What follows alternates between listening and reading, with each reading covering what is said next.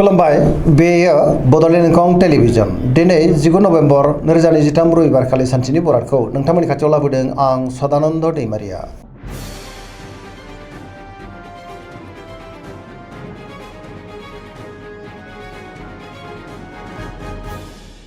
सिगां फरायनो लादों मेष राशि गिबि हांखो अ ल दिनैनि साना जोबोर मोजां बहानिफ्रायबा मोजां खौरां फैनोबो हागौ।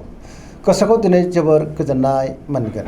गोसोआव गोथों आरो गोग्गो साननाय फैगोन। गियाननि आंखाल जानाय नङा। जेरावबो जाफुंसारगोन। बहाबा दावबायनो बा हान्थिनो खाबु मोननोबो हागौ। मावनो लानाय खामानिखौ मावफुंनो हागोन। सोरबा लोगोनिफ्राय मोजां खौरां मोननोबो हागौ। रांखावरियाव दिनै जोबोर मोजां गोबां धोन आरजिनो हागोन। आयाबो दिनै बांनो हागौ। बेफार फालांगियाव जोबोर मोजां मुलाम्फा मोननो हागोन। न'खराव दिनै अनलायनाय फैगोन। बिमा बिफानिफ्राय थोजासे अननाय आबोरखौ मोननो हागौ। गुबुननि गोसोखौ गोरलैयैनो बोनोबो हागोन। गोसोनि बोलोआ बांगोन। समाजाव दिनै बयजोंबो मान होजागोन। लाइमोनफ्रा जोबोर रमान्टिक जागोन। गावबा गावनि गोसोनि साननायफोरखौ फोरमायलायनोबो हागोन। फरायसाफ्रा दिनै फरायनायाव गोसो दुंखांगोन आरो मोजां फिथाइ मोननोबो हागोन। पजिटिभ एनार्जिनि गोहोमबो गोग्लैनो हागौ।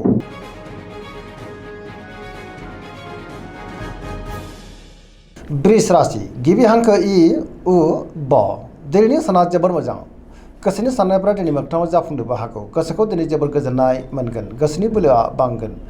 गावनि गोसोनि साननायफोरखौ दिनै गुबुननो फोरमायनो हागोन। समाजाव मान बांगोन। रांखावरियाव मोजां बेफार फालांगियावबो मोजां आयाबो बांनो हागौ। गोबां मोजां खाबुबो दिनै मोनगोन। न'खराव बिसि फिसायनि गेजेराव अनलायनाय फैगोन। सोरजोंबा बाख्नाय जानानै गोसोआ दिनै जोबोर खुसि जागोन। देहाया मोजाङै थागोन। गुबुननि हेफाजाबखौ थोजासे मोननो हागौ। लोगोफोरनिफ्राय मोजां खौरां फैनोबो हागौ। गोसोनि साननायफ्रा दिनै मोगथाङाव जाफुंनो हागौ आरो पजिटिभ एनार्जिनि गोहोम गोग्लैगोन।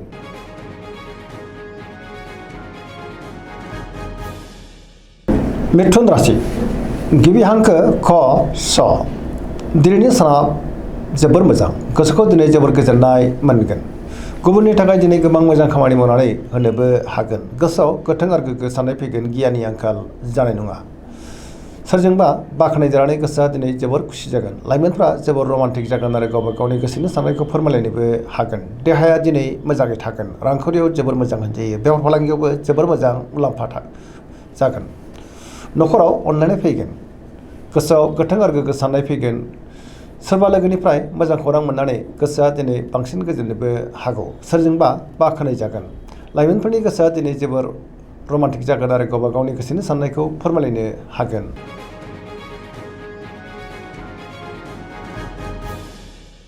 कर्कट राशि गिबि हांखो ड ह दिनैनि साना जोबोर मोजां। गोसोखौ दिनै जोबोर गोजोननाय मोनगोन। सोरबा लोगोजों बाख्नाय जानानै गोसोआ दिनै जोबोर खुसि जागोन। गोसोनि साननायफ्रा मोगथाङाव जाफुंनोबो हागौ। पजिटिभ साननो रोंगोन। गियाननि आंखाल जानाय नङा। मावनो लानाय खामानिखौ थि समावनो आरो गोरलैयैनो मावफुंनोबो हागोन। रांखावरियाव दिनै जोबोर मोजां होनजायो। बेफार फालांगियावबो जोबोर मोजां मुलाम्फा मोनगोन। न'खराव अनलायनाय फैगोन। समाजाव लोगो लेवा बांनो हागौ। देहाया दिनै मोजाङैनो थागोन। अब्लाबो नाथाय जानाय लोंनायाव सांग्रां जानांगोन। गुबुननिफ्राय थोजासे हेफाजाब मोननो हागौ। समाजाव मान मोननो हागोन। फरायसाफ्रा दिनै फरायनायाव गोसो दुंखांगोन आरो मोजां फिथाइ मोननोबो हागोन। पजिटिभ एनार्जिनि गोहोम गोग्लैगोन।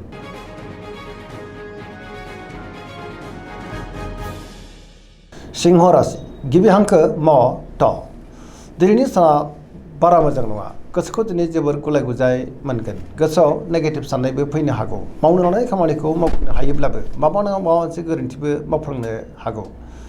सोरबा लोगोनिफ्राय गाज्रि खौरांबो फैनो हागौ। बहाबा दावबायनो एबा हान्थिनो खाबु मोनगोन। अब्लाबो नाथाय लामा सामायाव सांग्रां जानांगोन। रांखावरियाव मोजां बेफार फालांगियावबो मोजां होनजायो। गोसोनि साननायखौ गुबुननो फोरमायनोबो हागोन। न'खराव अनलायनाय फैगोन। समाजाव मान मोनगोन। गुबुननि गोसोखौ नाथाय बोनो हानाय नङा। नेगेटिभ एनार्जिनि गोहोम गोग्लैनोबो हागौ।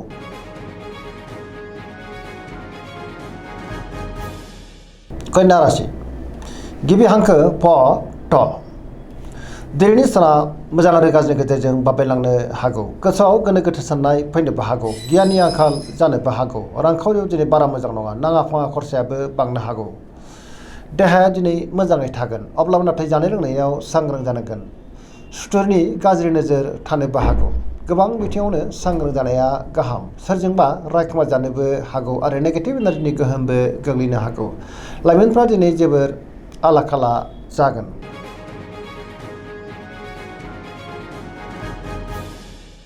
तुला राशि गिबि हांखो र ट दिनैनि साना मोजां आरो गाज्रिनि गेजेरजों बाबेलांगोन गोबां रोखोमनि जेंना जेंगोनाजों मोगा मोगि जानांनोबो हागौ गोसोआव गोनो गोथो साननाय फैगोन गुबुननि थाखाय नाङा फाङा जेंनायाव गोग्लैनांनोबो हागौ मावनो लानाय खामानिखौ मावफुंनो हायोब्लाबो माबा नङा मोनसे गोरोन्थिबो मावफ्लांनो हागौ देहाया दिनै बारा मोजां थानाय नङा गोबां रोखोमनि देहायारि जेंनाजों मोगा मोगि जानांनोबो हागौ न'खराव अननानै फैगोन बिसि फिसायनि गेजेराव अननानै फैगोन बिदा फंबायजों मोजां सोमोन्दो थागोन बेफार फालांगियाव मोजां रांखावरियाव मोजां अब्लाबो नाथाय खरसायाबो बांनो हागौ लोगोफोरनिफ्राय हेफाजाब मोननो हागोन गोदान थांखि लानो हानाय नङा सेंग्रा सिख्लाफोरा दिनै जोबोर आला खाला जागोन आरो नेगेटिभ एनार्जिनि गोहोमबो गोग्लैनो हागौ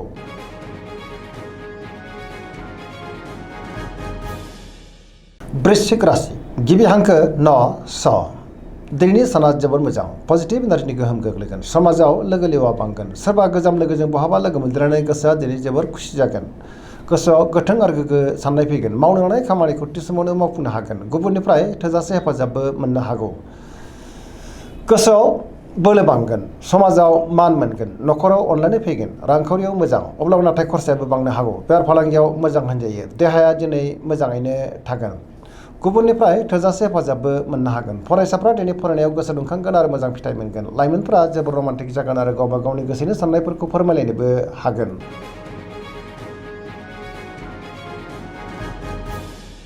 धनु राशि गिबि हांखो ध फ भ दिनैनि साना जोबोर मोजां गोसोखौ दिनै जोबोर गोजोननाय मोनगोन गोसोआव बोलो बांगोन समाजाव मान मोनगोन गोबां मोजां मोजां खाबुबो दिनै मोननो हागौ बहाबा थाङोब्ला दिनै जोबोर मोजां आरो मोजाङैनो हान्थिनोबो हागोन गोसोआव गोथों आरो गोग्गो साननाय फैगोन रांखावरियाव मोजां बेफार फालांगियावबो मोजां होनजायो सोरजोंबा बाख्नाय जानानै गोसोआ दिनै जोबोर खुसि जागोन बहाबा हान्थिनो एबा दावबायनो खाबु मोननो हागौ देहाया दिनै मोजाङैनो थागोन अब्लाबो नाथाय जानाय लोंनायाव सांग्रां जायोब्ला गाहाम गुबुननि थाखाय गोबां मोजां खामानि मावनानै होनो हागोन बिदा फंबायनिफ्राय थोजासे हेफाजाब मोननो हागोन बहानिफ्रायबा हरखाबै मोजां खौरांबो मोननो हागौ लाइमोनफोरनि गोसोआ दिनै जोबोर रमान्टिक जागोन आरो गावबा गावनि गोसोनि साननायखौ फोरमायलायनोबो हागोन पजिटिभ एनार्जिनि गोहोम गोग्लैगोन धोरोमारि बिथिङावबो दिनै गोसो दुंखांनो हागौ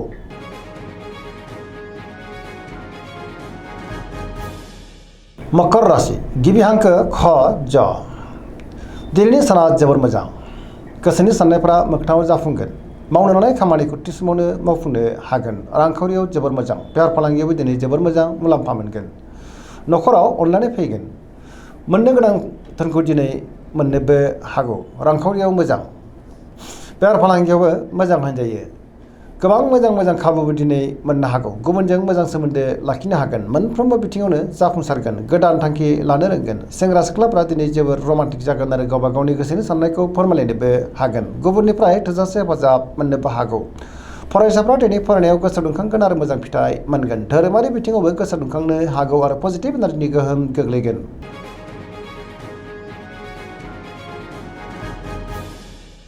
कुम्भ राशि गिबि हांखो ग स दिनैनि साना जोबोर मोजां गोसोखौ दिनै जोबोर गोजोननाय मोनगोन गोबां मोजां मोजां खाबुबो दिनै मोननो हागौ मावनो लानाय खामानिखौ थि समावनो मावफुंनो हागोन सोरजोंबा बाख्नाय जानानै गोसोआ दिनै जोबोर खुसि जागोन समाजाव मान बांगोन गोबां मोजां मोजां खाबुबो दिनै मोननो हागौ रांखावरियाव मोजां बेफार फालांगियावबो मोजां सोरबा लोगोनिफ्राय मोजां खौरां फैनो हागौ देहाया दिनै मोजाङैनो थागोन अब्लाबो नाथाय जानाय लोंनायाव सांग्रां जानांगोन न'खराव दिनै अनलायनाय फैगोन बिमा बिफानिफ्राय थोजासे अननाय आरो बोरखौ मोननो हागौ बहाबा दावबायनो एबा हान्थिनो खाबु मोनगोन आरो मोजाङैनो हान्थिनोबो हागोन पजिटिभ एनार्जिनि गोहोम गोग्लैगोन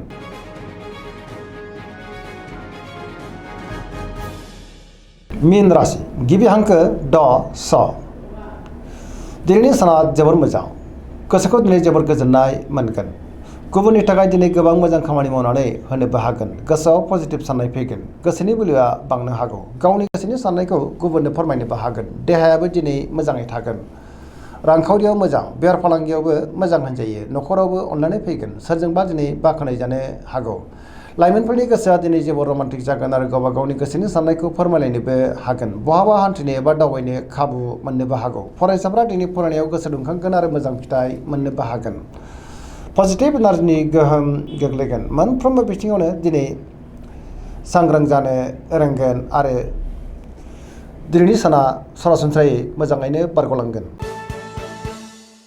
दिनैनि राशि फरायनाया एसेनोसै जोबनायाव बेखौनो खावलायो जाहाथे नोंथांमोना सानफ्रामबो जोंनि बे बड'लेण्ड इंखं टेलिभिजनखौ नायबाय थायो आरो साबस्क्राइब खालामो लोगोसे लाइक खालामो आरो शेयार खालामो एसेनोसै गोजोन्थों।